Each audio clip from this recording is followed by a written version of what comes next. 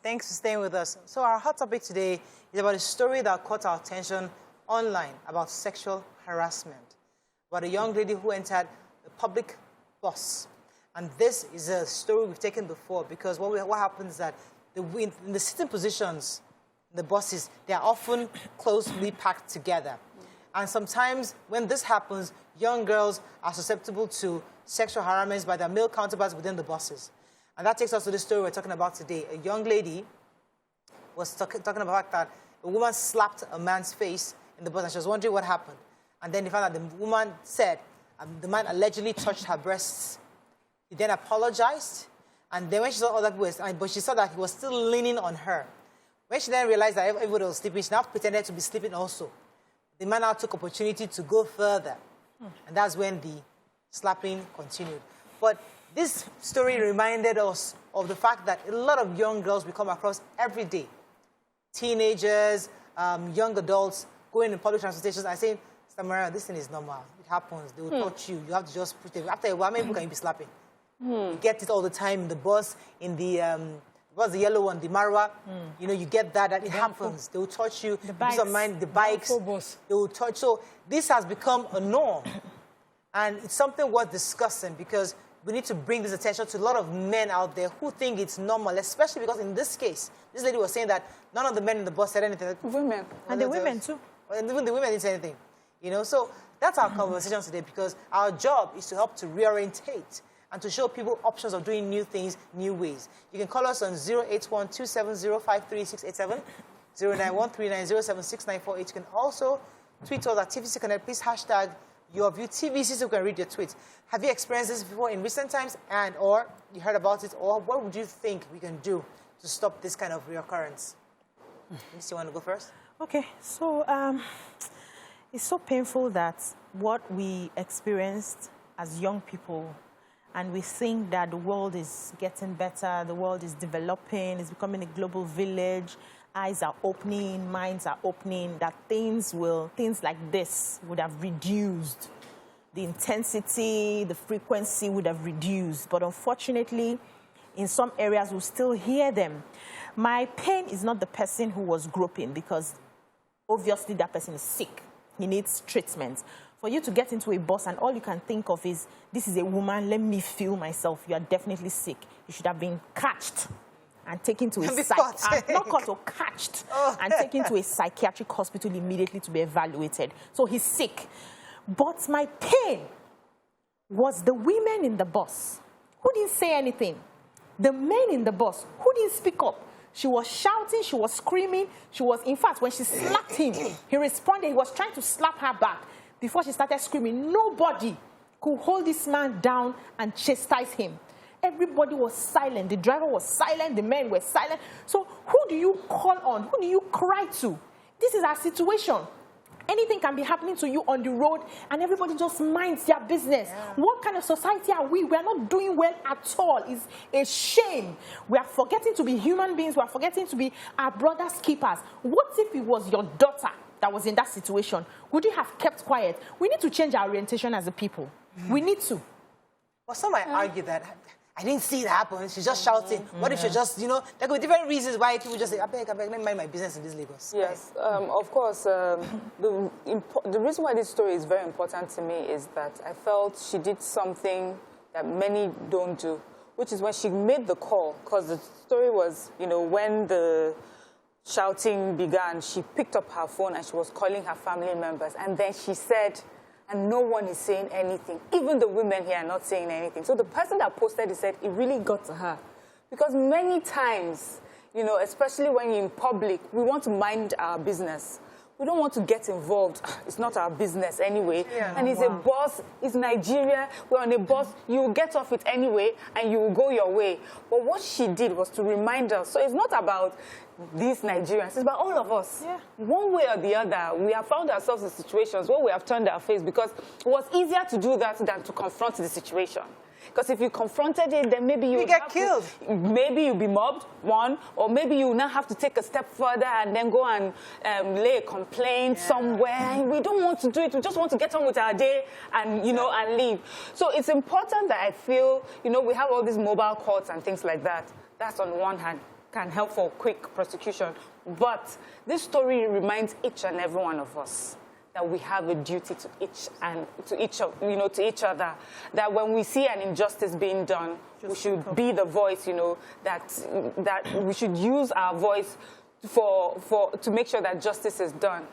It's sad because this girl could have been our daughter, our sister, someone that we know. And for us to have been, as a young girl, I've been in situations where I thought someone was rubbing themselves against me, and all I would do is try to, just shift my position because you just don't want to get into the I think I've shared that story before where many years ago, this was many years ago, a celebrity came into my office, an old office I used to work in, and he came in and he just, like, literally did like this. Robbed you. And the guy was year high. I was taller than him, so he was right in front of my face. And I reported him immediately. No, he was also saying yes. Now I was so embarrassed. You for woods and first. No, I know me. I didn't have that confidence to be woozing. Now that I know BC, I've learned to wooz. I can wooz now, but I can't wooz then. But it's the fact that it happens a lot. Our girls go to the markets all the time. We send them and they're touching their hips and everything. I think it's yourself. Who's going to protect you? Nobody wants to protect them because they don't want to get mobbed, as Miriam says. Nima, your thoughts on this? So this exposes a Nigerian culture of acceptance of these kind of things. And it goes way back, where mothers will say, well, you don't really do much. Even as more touch you, leave them. This goes way back, where people think that a young girl is troublesome for raising an alarm about this kind of things. True. Even institutionally, to report sexual harassment, hey, they go say you bring the camel's head way past through the and you know you were just harassed. You know clearly that you've been sexually harassed. I remember myself and my elder sister were checking our WAEC result then in Ogba at the WAEC office. And this queue will be long. They'll be calling number. Before they call your number that your result, they will now give it to you. We were on that queue, and I felt something behind me. Hey. I was like, the whole idea. I wasn't even fully hijab then. My hijab used to be very designer kind of thing, small scarf and all of that. I was wearing trousers. I turned back and I was like, I just gave my sister eye. They gave you close marking. They gave Elijah close marking. Father Lord Almighty. He beat me. You beat? With a public fight. I mean, I've not pretended here not to have fought in public. That's why I like you. So we turned back and I gave my sister, I said she had felt the same thing. Because when you push him, you will leave the girl that has confronted him and go beef. By the time we started the beating, girls gathered. And they were like, there are sick people everywhere. And if you don't stand up for yourself, that's the simple truth. And insist on your truth. Nobody will join you. Listen, let's not that's true. Because there's a culture of acceptance. You see the mothers. That's what I'm saying. It's not just here, it's across the world. People just move on. How many fights can you fight? It's not even across the world. Nigerians have a lot of issues they're dealing with. That one is real. You see people just like, it's okay. The world already is hard anyway. So you have to insist on your own truth. I have a staff now who recently everybody is calling her rude. And I'll be like, because I've been there. I was a rude girl. Kilo for rude. Uncle, how rude? What are the terms of rudeness? She don't say, will not be amazed. I was like, if you cannot explain to me how she insulted your mother and your ancestors and your ancestry, she has not been rude to you. Because if a girl asserts herself, she's termed rude. I was rude though. I cannot pretend. So if you come to me with some smelly things, I don't look for the answers. I'm not more mature. I can just look at you and go. And so you think, but then if you throw it. So are we raising our children to be more assertive? But in being assertive, how many fights? Because they were going to fight these men every single week. Fights. I know, but how many? They will fight almost all their life. To be assertive, they will be fighter children. So one of my uncles once said to me, the man that will be unlucky to marry you. They will be lionesses. They will be fighters. So but it's better to have a child that way, that will stand up, and whatever they are standing up for, they are ready to die for, is the truth. That you have a child who will just, I hear you, but I have a family member, a very close relative, that's a fighter. And there's a cost to it. I'm not saying this to excuse bad behavior, but there's a cost to it. And I see her being named. As you said, labeled. They may say you're rude. You're not accepted in some, you know, at work you find that you're sidelined because are you the first and are you going to be the last? What exactly did he even do? So if you could report it the first time and everybody was standing beside you, and then you report the second time, why is it only you that we target? You know, so I know that there's a cost that comes with this, and that's why many women are thinking, vis-a-vis the cost. You know, yes, it's good to stand up, it's good to have that voice. But should it, you know, if it's going to cost me this much, is it easier to just let it go? I would want to encourage everyone to be that strong voice, but I also seen right now, the way the world is, right now, the way the world is, there's a huge cost on women that speak up. Let me go on a break. That's a very interesting perspective because that's the cost we have to always consider because if it's a single person fighting, but we have a collective. Let's go on a break. We come right back. When we come back.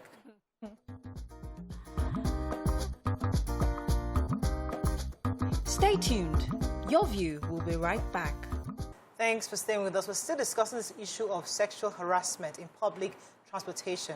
And before the break, Mariam had raised another interesting perspective of the fact that how many fights does a young girl fight? We're not justifying it. We're just saying that when a young girl says, I'm going to defend myself, I'm going to assert myself today, people support her. Second day, this same girl, imagine, I'll post again tomorrow. I was on that bus, so this is what happened. People gather again and say, third day now, they will post again. Look at me, I was just in your car rider. They just, you know, and now Nigerians now say, are you the only person? You know, so it gets where it gets frustrating.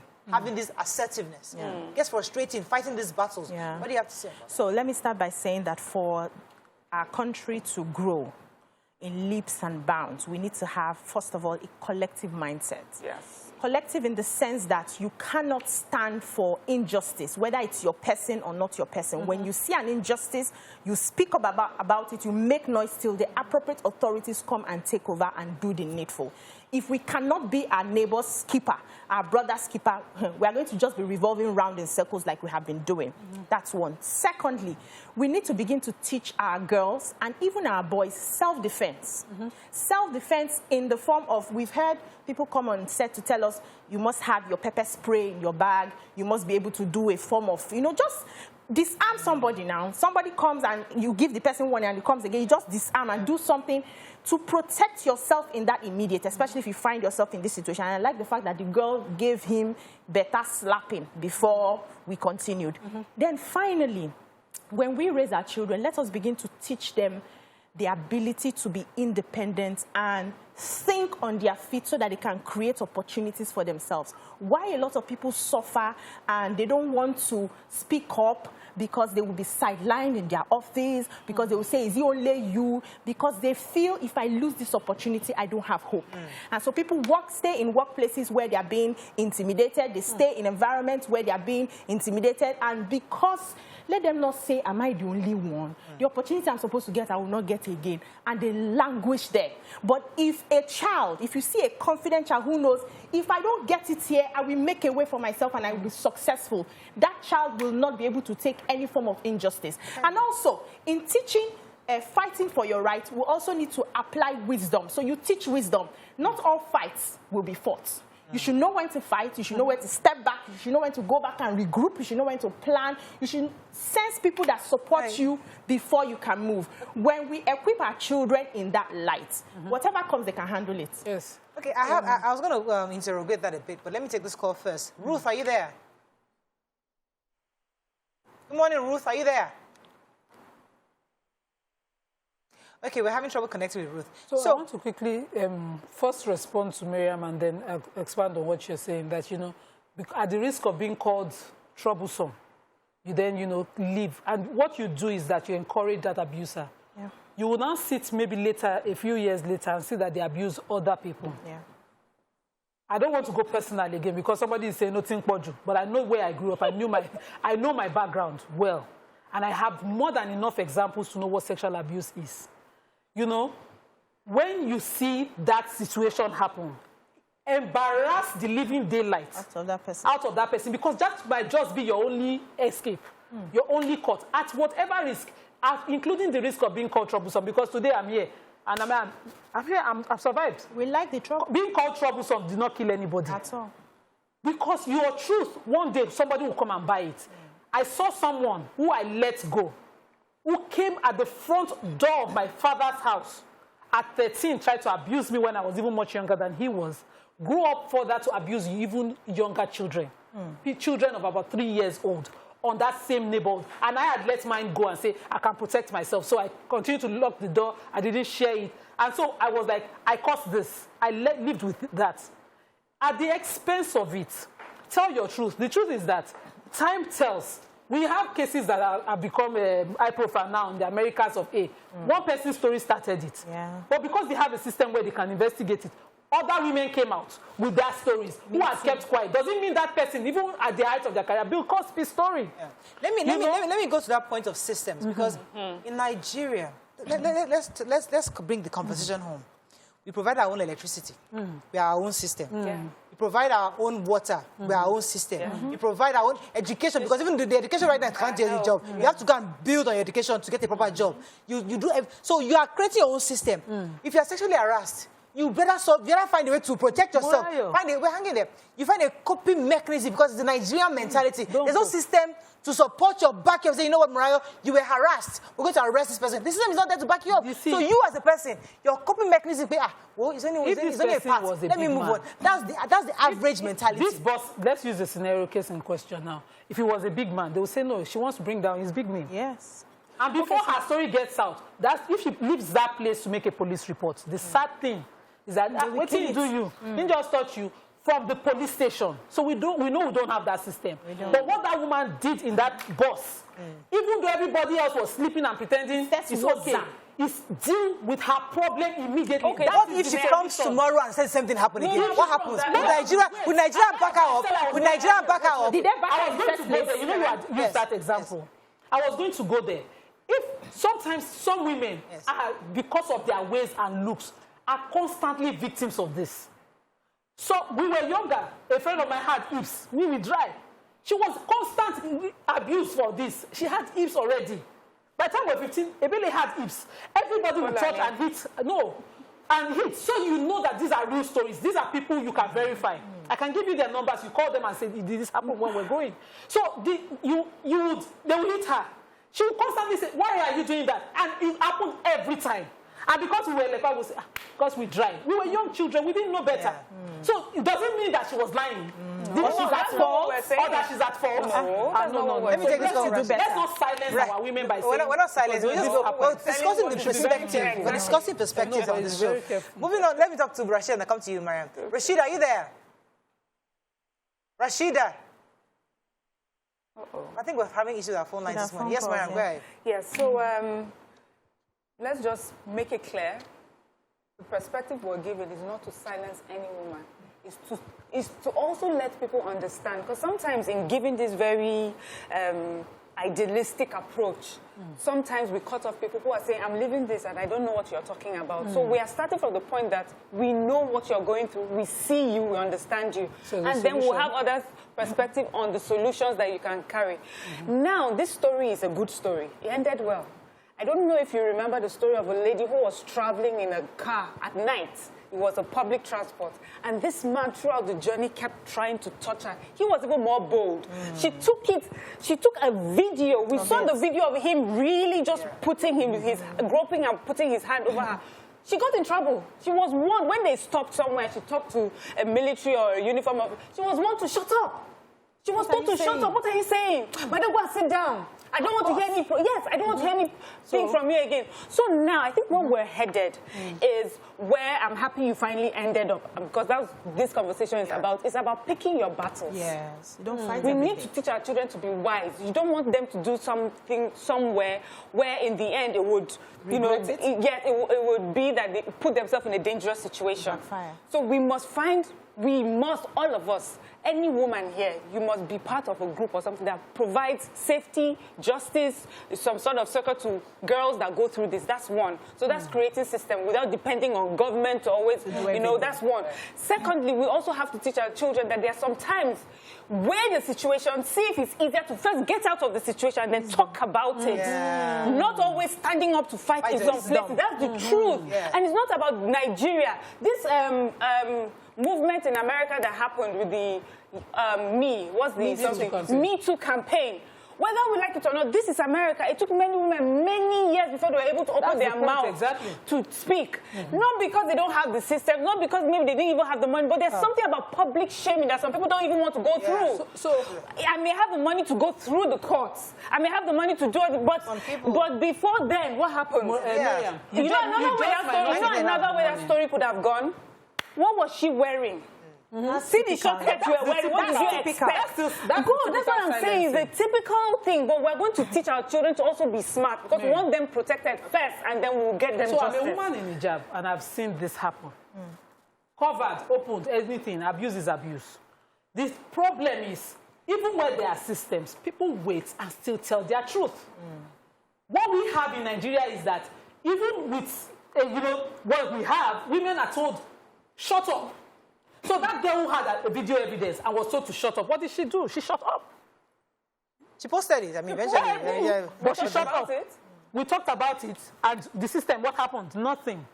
So if that girl insists, and beyond talking about it, we stand with that girl, through it, we will be putting an end to this tradition. Good. It is a widely accepted way of life here. Women even tell young girls, choose your battles. How many touch you? That's the truth. That's the truth. If a young girl at 13 was raped and had to scream that I was just raped, and when they were confronted, the mother of the what's it called, boy called, perpetrator, was saying to the girl, you have too many male friends. You know, trying to, it is wrong, and this is my story. So you assert yourself as much as you can. If you have video evidence, don't just stop at what you have. Take it further. Take it to whoever until you get somebody it's easier said than done. Okay, then, so let us use this show and say, because it's easier said than done, let it be. No, we're not saying that. I'm trying to be as real as possible. So let's go back to this girl now. The girl that you're saying that she was laughed at. Now, this girl could be somebody that doesn't have money for school fees, doesn't have money to pay her rent. She's still open because she was actually on her way to go and say an uncle to come and give her money. She has issues she's dealing with. I'm talking about a Nigerian factor. Is it you told to think that, oh, you went through this, oh, then go take it further, go to the office of the government, go to this and let them help you? Some people don't have that kind of time. We're in Nigeria. Everybody's hustling every single day to find the next meal. You're not going to make her put that in the front burner. She wouldn't. So we're saying that we need to create systems where that girl knows that I can go to and just hand it over to you and then move on with my life.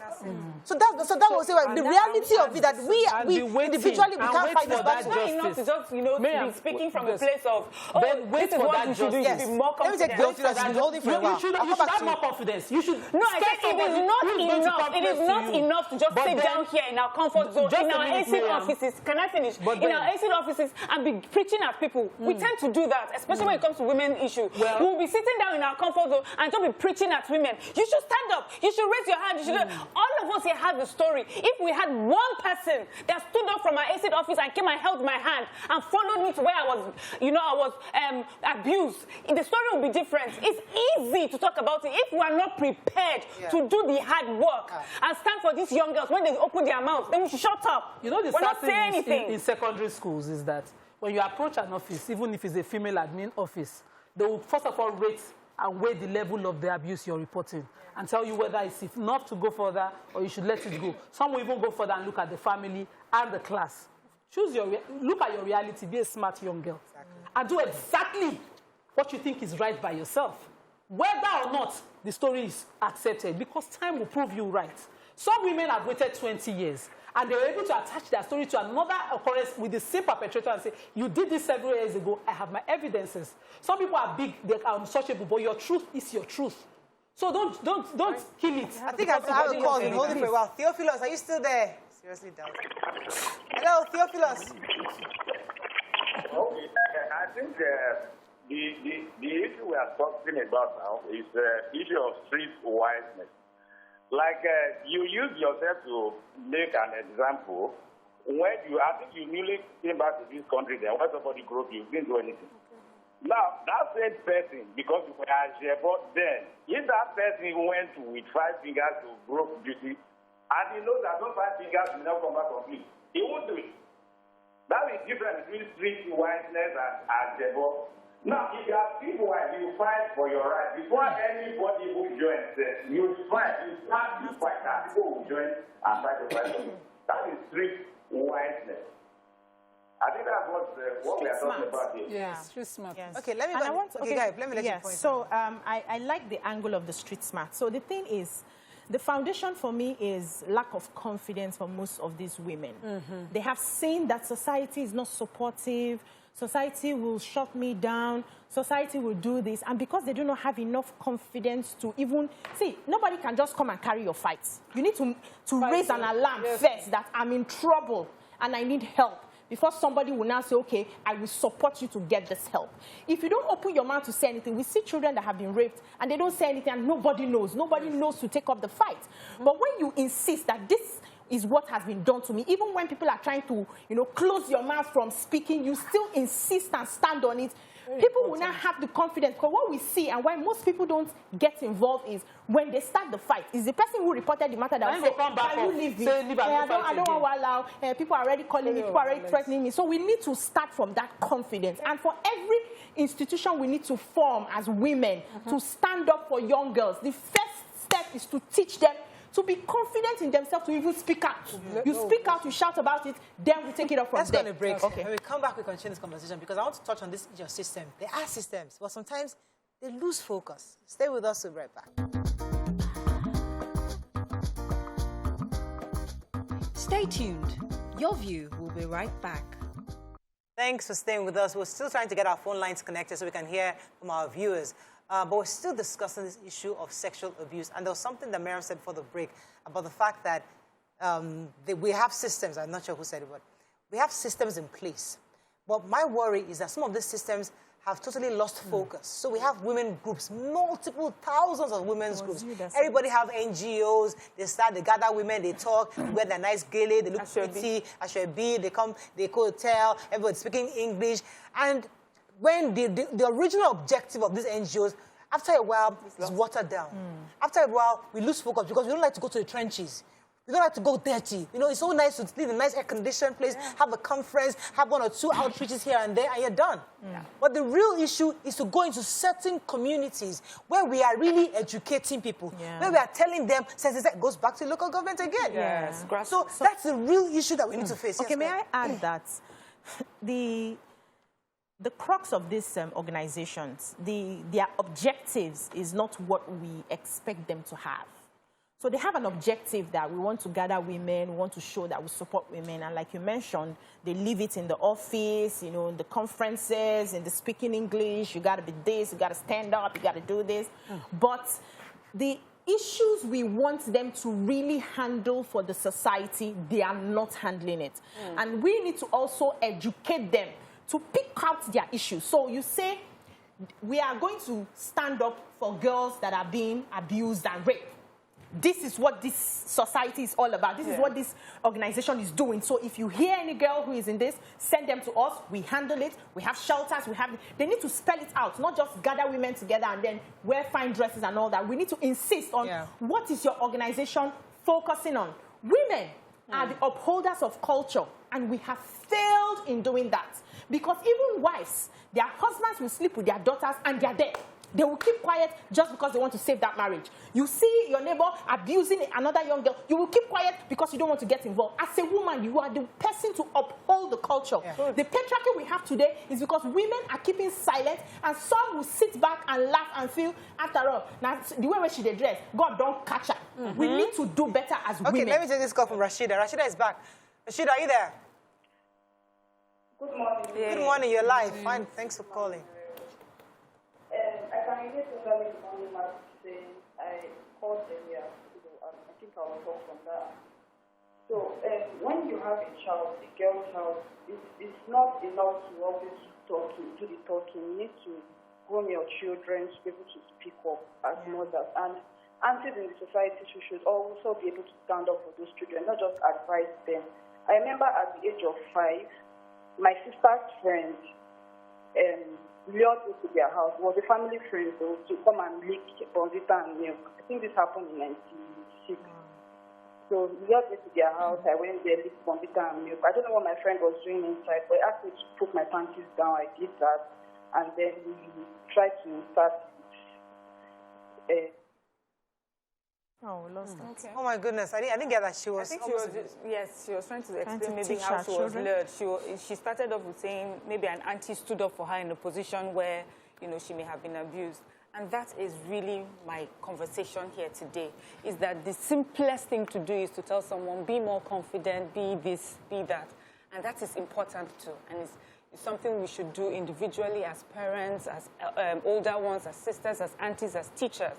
But the truth is that we have to tell ourselves, as women, as a community of women, as a community of maybe more educated women, or community of women who have more resources or have more influence, what are you using your platform, your influence, your education, your accessibility to, you know, resources for?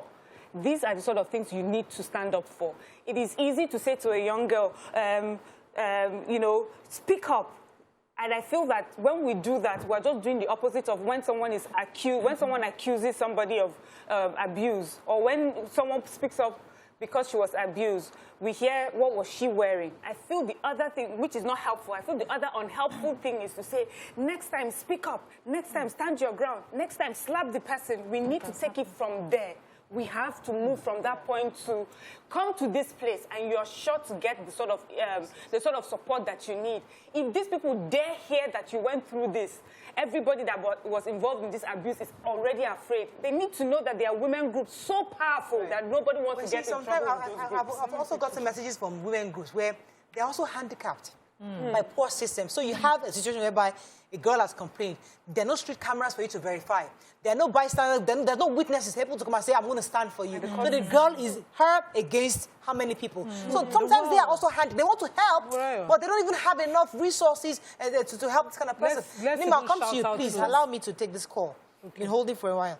Oladimeji, are you there? You're live. Good morning, Maura. Good morning. You're live. Thanks for calling. Go ahead, please. Good morning to the ladies in the house. Morning. Let me go straight to the point.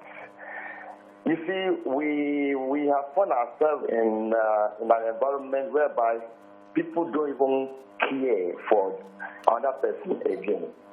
Let me take a scenario that just happened last week, Wednesday.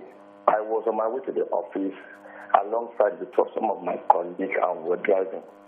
You know, Eco Bridge, a part of Eco Bridge, that portion that got burnt underneath the bridge was cordoned off, and then there was much traffic. And you see, you know, because of that place, there was a lot of vehicular movement, and the people will tend to enter their lane. This last month official will exonerate the doubtful drivers and then go after private car owners. We were in the traffic. This guy, accosted a jeep and wanted to arrest the driver. We shouted and he let him go. After we have gone ahead, another one was that same guy, another person. I had to come down from the car and stop him. You know what happened? People, other motorists were just passing, were just looking. I even thought maybe some of them will put you on the, but they were just passing, and they knew, they saw what happened. The doubtful would just fly the lane and go.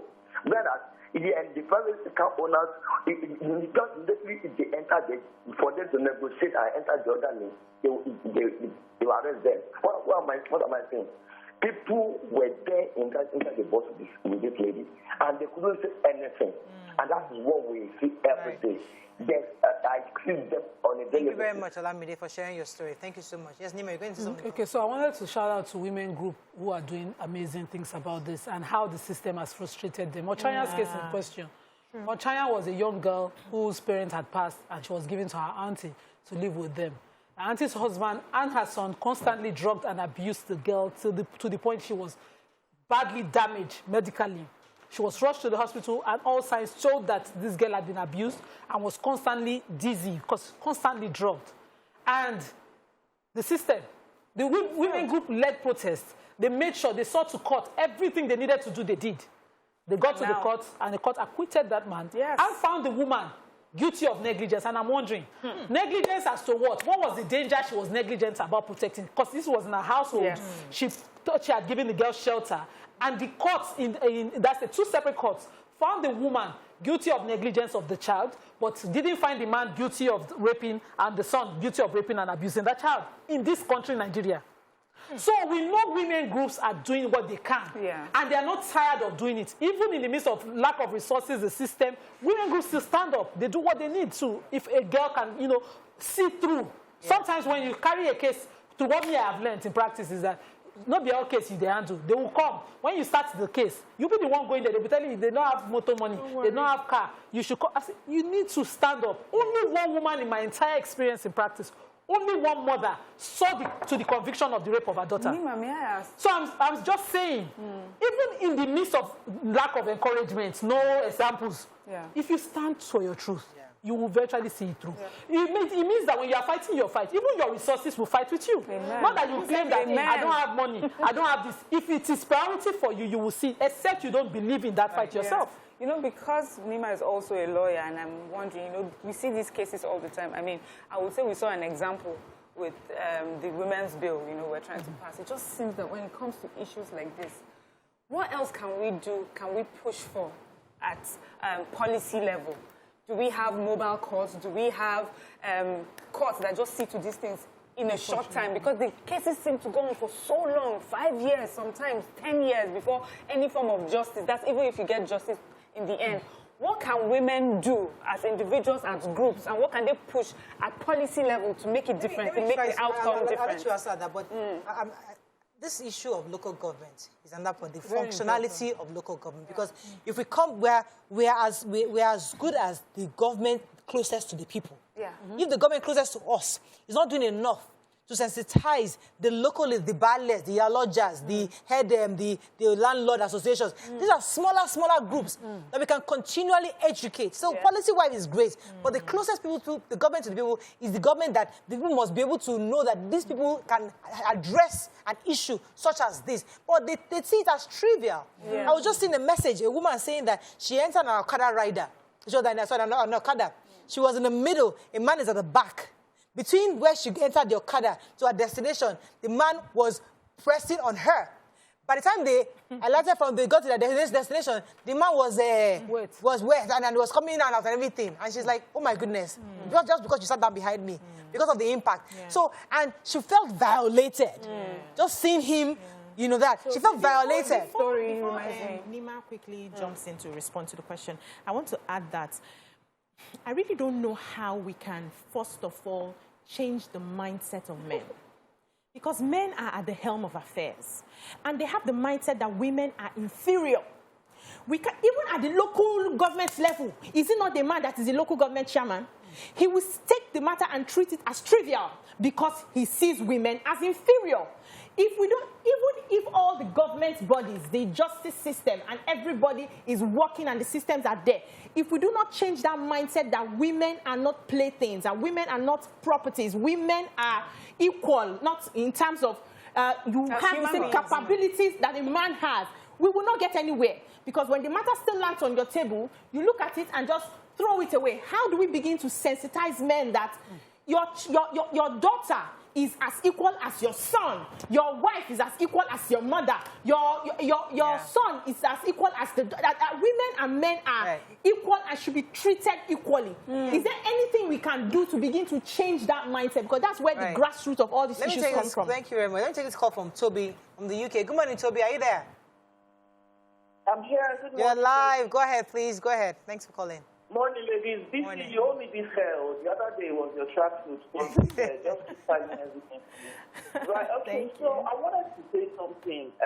Mariah, you said something earlier about no evidences, no proof. Okay, can you show us a video or something? Do you understand what I mean? But you see, for me, those are some of the issues. You know, sometimes when people go out, when these things happen, we don't go with cameras in our panties. Exactly. We don't go with, do you understand? And some of us are not, you know, some people are quick to bring out their phones to record. Some of us, it is after the thing that, in fact, I would have gone out and come back and I'll be like, I didn't even take a picture today. You understand? or it doesn't matter what people speak, we should listen to them and investigate. I think that way we'll be able to cut things.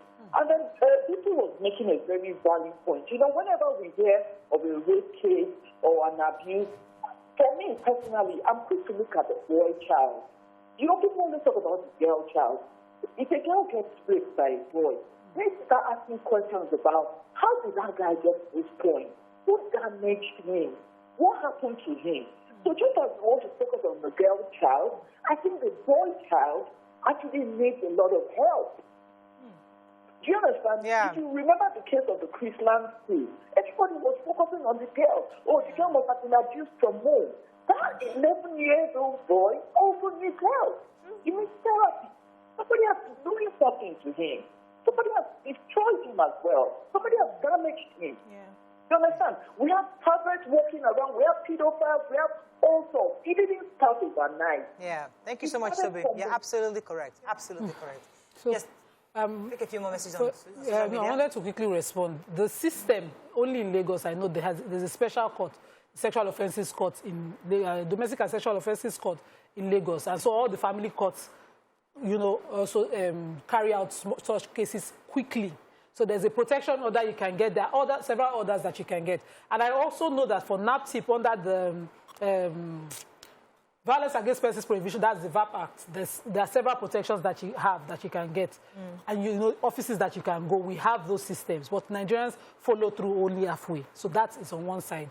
But we have, sadly, a system where sexual abuse or harassment, or even the main sexual rape itself, is nothing big. Yeah, in the olden days, our fathers would say, okay, to settle it, you just go and marry the man. So you continue a lifetime of abuse. You end up there, you born your children. You know, I have a child friend that we grew up together who was raped in Yaba and sent to the village to marry an older man because the shame could not be dealt with. So a lot of things like that happens. And, you know, the system, the culture is what we need to change. So laws have to be passed where this will happen.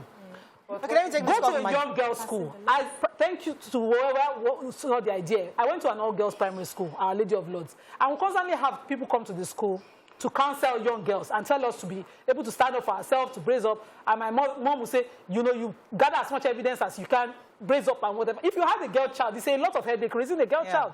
But as much as you can, like BC said, pump enough confidence in that child to even be able to report something. Some people will never even have the courage to report it. Say it. So to be able to report it and then see it through. Ajala, good morning, Ajala from Abuja. Yeah, good morning. You're live, go ahead. Ladies on the view. It's a pleasure to actually be on this call right now because I've been listening to your program for a long time and I've been trying to reach you, and I'm glad I got to you this morning. I'm also very pleased with the discussion this morning. I think it's a very sensitive one, and like you said, we need to really sensitize people a lot about this. However, I want to bring a twist to this. While I appreciate the fact that most of these things happen to women, I think we also need to look at the aspect of when it happens to a guy. Yeah. I was once in Lagos and I was in, what's it called? Is it Danfo, right? Danfo. And I realized somebody leaning on me. I kept on adjusting. But the point was that each time I moved forward, the lady also moved forward. And, you know, I was feeling uncomfortable because it was her boobs leaning on me. And I was, you know, at some point I cautioned her. And behold, the moment I was saying, madam, please, you need to adjust. Because I realized I also tried to move, and I moved side because I couldn't move beyond her because there was somebody in front of me. I tried to lean sideways so that at least there would be some breathing. But I see she's also leaning sideways. And the moment I spoke, you behold, a lot of condemnation. People were even saying, somebody, you know, Lagos now, plans like, you know, and I was like, no, this woman is making me uncomfortable. Wow. So I think we need to look at all of this from sometimes from Absolutely. this view. And I also think the government has a lot to do. Like, you're absolutely correct, Ajala. I mean, sensitization of divorce. Absolutely. Thank you so much. I mean, that's another angle to it because men do also get sexually harassed. So it's not something you take with levity. Let me take a quick break. When we come back, we continue our conversation. Stay with us. We'll be right back.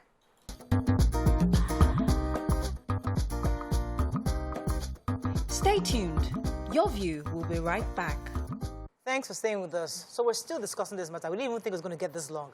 But the parts of systems helping women is one thing. But there's another angle which I'd like us to, I'll come to the twist later. And that angle, the fact that we've somehow been able to cope with this. Growing up, all of us have had experiences where we've been abused somehow, where we just move on. I remember I shared this story because I had a car accident many years ago. So my memory is a bit, I can't really remember all the parts of my history.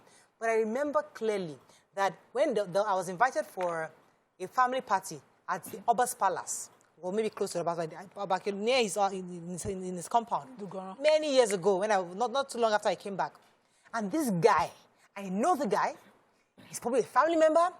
I saw him. I don't remember what happened between me and him, but remember I saw him, my entire system just froze. Jesus. Like, I couldn't move again. I was just freezing. And I just kept looking at him.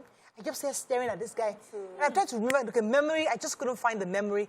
But there was something about this guy that was just very uneasy. So I knew that as a child, maybe this guy probably did something, I don't even know. But the truth is that many young girls have been through this kind of harassment, either groping, either touching you indiscriminately, either being, asked to do stuff to you. We have children go through it, but they've somehow been able to cope and manage because they don't want to be that person. Everybody lives, that's the girl that they said that. Yes. So how do we help those kind of people? Because when it happens, and for instance, a child is being harassed at home, and you mention it to probably your mommy or your aunties, everybody just tells you to keep quiet. Yes. They find a way to shush it. Probably because of what they have experienced as well, and the idea that the world belongs to men. We can't get out of this, so just find a way to manage yourself. And that is one of the key points that Miriam is highlighting today, that women need to begin to stand up. So when you hear something like that, how do you escalate it? How do you support it? Sometimes we have... That being called the noisemaker? Yes. We have, and it's okay to be called names. Why are people always afraid of being called names? I want to be called a troublemaker so that you will know that you don't come near my dwelling with your trouble. I will give it to you back to back. It's better. So it's because we are always afraid of how people will term us, how people will define us, and we are looking for favor. Let them not say I'm a troublemaker. It doesn't matter. Own your trouble with your full chest. You know that if you're near my daughter, I will deal with you. I own it and I collect it. Also, the people, we've talked about a lot of women being represented in government. The people who are currently at the helm of affairs do not see the need to push this. And we're begging that women come out, and not just coming out because you want to come and shine, because you want to be a woman. You have a goal in mind. You have an ideology that if I come out, I will stand for the rights of people. And this is just, I like the last caller, it's just not about women, but about men. Yes. Any form of injustice on a young boy, on a young girl, on any form of injustice, this is what we are going to be pushing. And so when you come out and you get there, you can go toe-to-toe with the men at the helm of affairs to say, this can be your daughter tomorrow. Right. How are you protecting this person? Let me take this call from Maria and come to you, Nima. Ade from London, I believe. You're live. Go ahead. Thanks for... Yeah, good morning, ladies. Good morning. You're live. Go ahead, Let me share this short story with you. Yes. Last year, I was traveling back to Nigeria, and I was sitting in the upper class. My seat was number 1. A lady was sitting beside me, number 2. Then this guy had been disturbing this lady. Both of us, all of us are in upper class, but the guy seat is the last one. And they stopped talking to the girl until we started eating. After we ate, I think around 1:30 a.m. or so, all light was switched off for everybody to go, to just sleep. This guy still disturbing the girl, and the girl was telling him, "Can you go back to your seat, please? I want to sleep. I want to sleep." And the guy refused. And when everyone was silent, I just see the guy, he just lie on the girl, and the girl pushed the guy away. "See, what are you doing? Please go back to your seat. I want to sleep." The guy just walked away because the girl make noise. And I was being disturbed. This is in heaven. I can say in heaven because we don't know where we are. At 43,000 miles. I mean, above the whatever. You see? So if that can happen, I don't know what to call that. Is that harassment or what? That's what I want to share. Thank you very much, Mr. In all definition, all corners of it, clearly, the most clear example of harassment. Let's take a few comments on social media. You have a few comments? Yes, so we have Paul Williams on YouTube. I'm very embarrassed by some of your comments today, and I will not be taking them. Khadija Barbara Ronti says, perfect topic. This should be one of the most frequently discussed issues in Nigeria. at now says excusing this behavior today should be everyone excusing this behavior today should be ashamed of themselves. Nnamani Lota says, very true, some women do it too. I know one talk, it says it's not it's a gender issue if it's only one side harassing the other, but it's not. Lifestyle with Deyi Tayo says, I was sexually harassed about 2 weeks ago by a driver. I didn't want to cause a scene because I felt the seat was tight. Since most motorists carry 2 passengers at the front, it became really clear when his stinking fingers were literally lying close to her area. Ogumola Emmanuel says, where do you report to? Is it the unequipped security agencies that will rather shame you than help you? The only way forward is for NGO and institutions that have sexual assault as a mission set up a table at a police station. Good Beats Entertainment says, solution there should be limit on the buses and enforced or limits standing in the bus. The walkway in the bus should be made free as much as possible. Now, common sense. This one says, my brother-in-law who recently came back from Canada was sexually harassing me. Hey. Maybe we said, sexual harassing me. Now? I can't tell my husband because I don't want to break their relationship. What's that? Shouldn't she be able to tell her husband?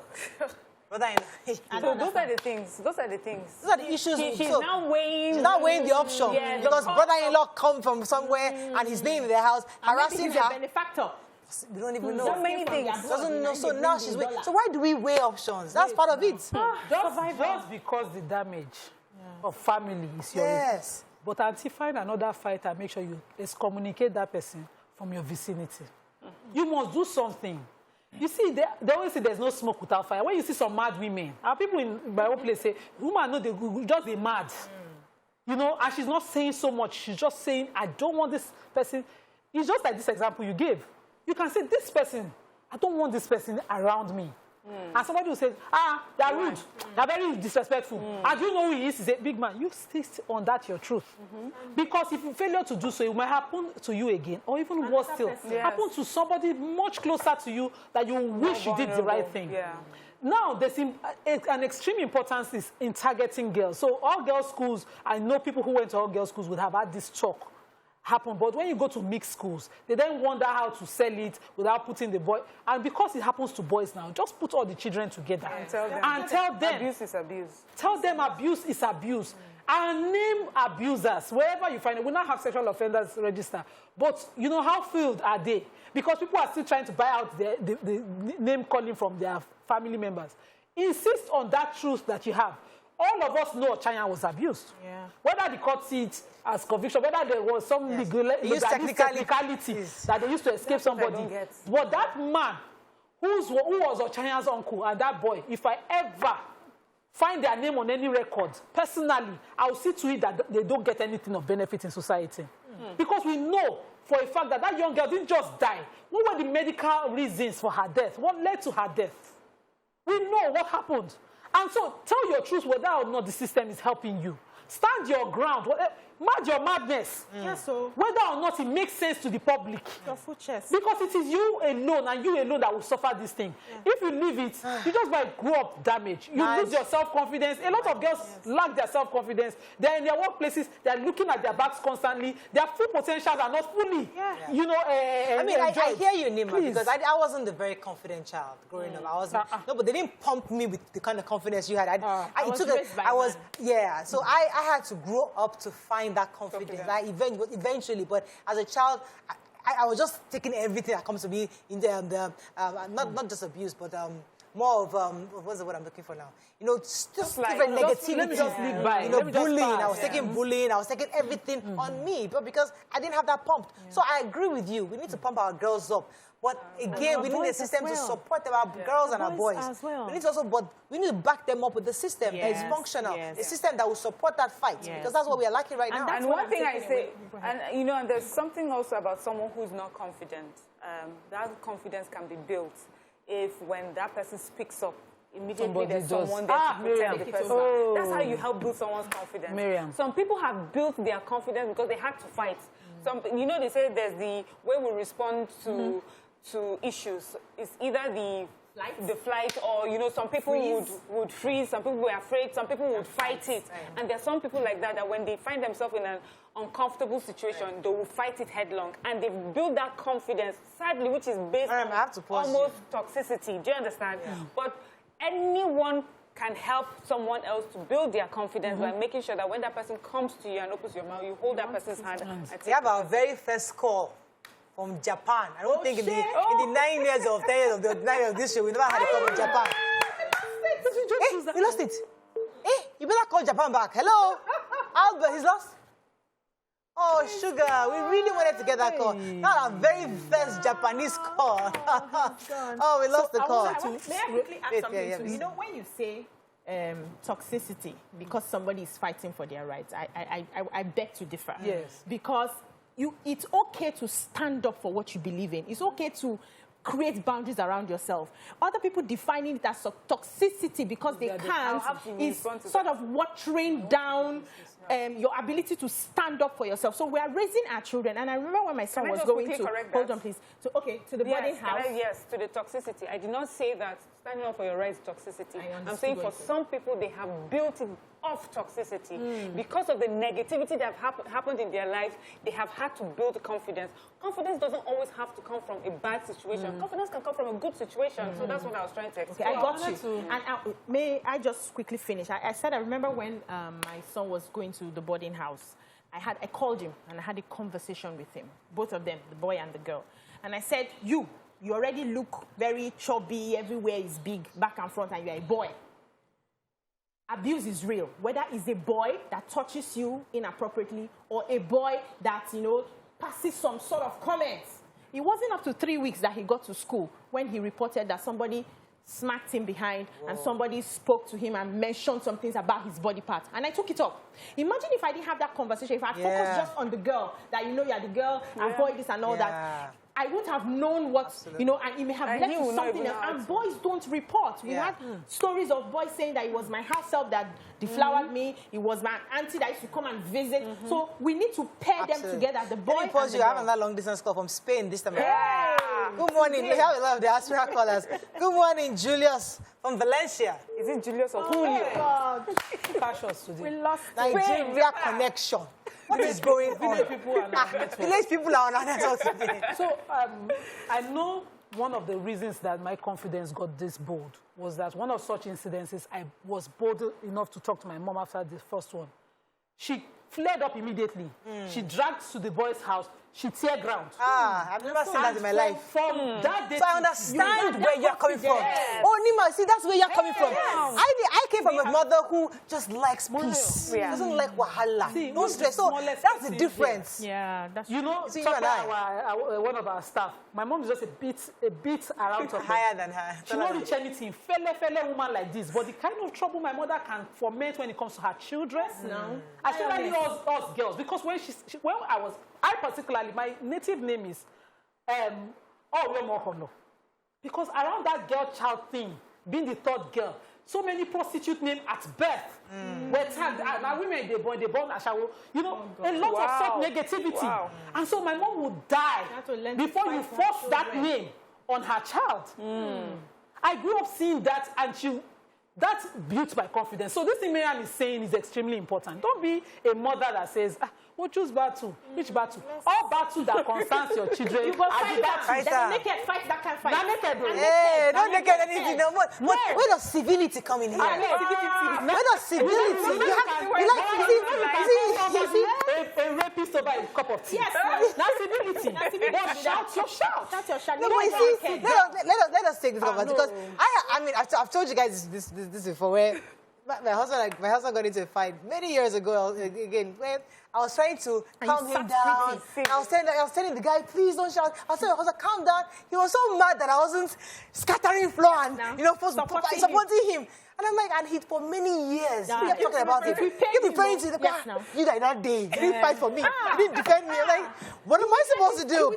I have to be civil. The way that civility happens, there's some things you need to be civil about. Let's have a meeting. Let's have a conversation. You did this to my daughter. What happened? Let me hear from you. You just talk about it. My daughter, I don't understand. Start again. No, you have to. No, you have to. When we finish nakeding and scattering Then ground. you cannot have- They will not sit No, and speak now. properly. That's the problem. That's that slap. When they give That's the Nigerian problem. You know they that is from mind. Listen. Wait, Morayo. You know sometimes you are fighting with your mate, and this one don't slap. They can't hold the other. Yeah, you know, if slap That person will not slap me. I'll just be crying because all I'm thinking why you're telling me please is that So, do we want a nation? Do we want a civilized nation or not? Civilized Do we want a banana report? Because I mean, I don't want to use this. Let me tell you We are being as Give me a unruly. few seconds to tell you what works. do your justice. Put the fear in people to avoid you. Yes.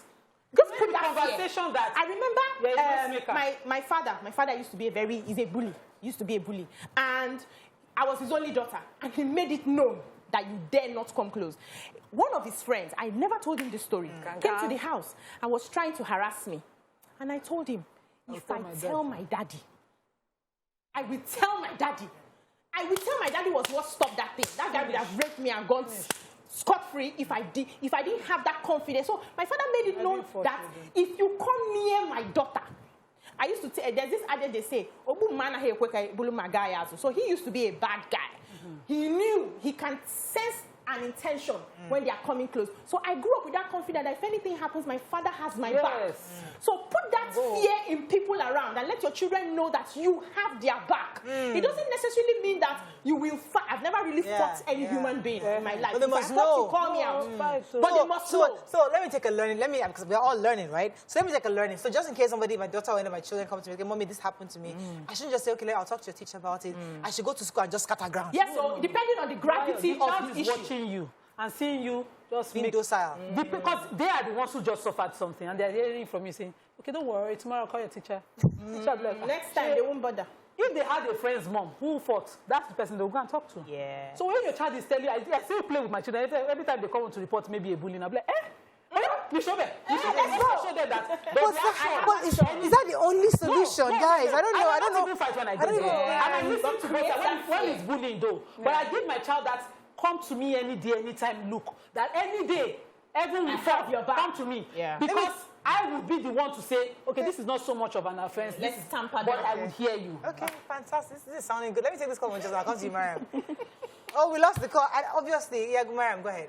Oh, okay. So I just want to say that I'm sure that there are different ways to handle every kind of situation. But of course, when it comes to abuse like this, I know many children that would have wished they had someone that would have caused a problem. And yes, we try to encourage people to understand that we have laws and follow the system. So when you cannot be the one that is screaming and shouting, you say, I will make sure that I follow the law. To make sure, we get justice, that you pay for this. So be that person. Just don't use the excuse of, oh, I'm not a shouter or a fighter, and then be quiet, and then forget about it. And your child is learning from that to do that to the next one.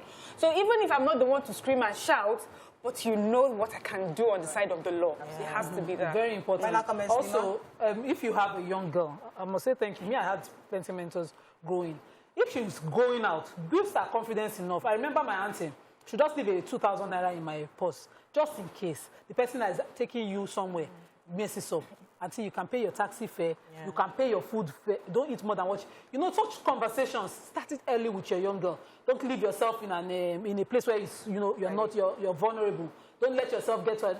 So constantly, and then very importantly, if you have that person, some children are introverts, some are extroverts, some don't get shame, some are ashamed. So if a person has just suffered abuse and they are your relative, this is my own story. Be that loud person that will say, I'll tell mommy. Because that person is confused at the time. You just might know you are confident at this time and tell that story. Always assist, no matter how close it is to you or far from you as it is. Do something in the least. Post a video. Somebody was in that bus who made the video, wasn't the victim. It was someone else who said, because she had been called out, she did this, Yeah, I just want to say that we should try and be our brother's keeper. We should try and love people generally. It doesn't have to be till it happens to you personally for you to fight. Once you have a voice, you can speak up for that person. Please let us try and speak up. And women should take up their role of upholding the right cultures the right cultures. And I would just like to give a shout out to all the women groups who are working hard, just like Nima said earlier. There are lots of groups that are actually helping women out there. It's not all of them that just do nice, flowery events. Many of them actually go to the trenches and to help young people. But the truth is that they need the Nigerian system to also support what they're doing. So it's one thing to get somebody and have the evidences. It's another thing for the justice system to upturn these things. So we need the backing of the government, we need the backing of our leaders to understand that these women groups need your support to ensure that we begin to help and re-educate both boys and girls on how to treat each other respectfully in our society. That's all we can take on the show today. We'll see you tomorrow. Bye for now.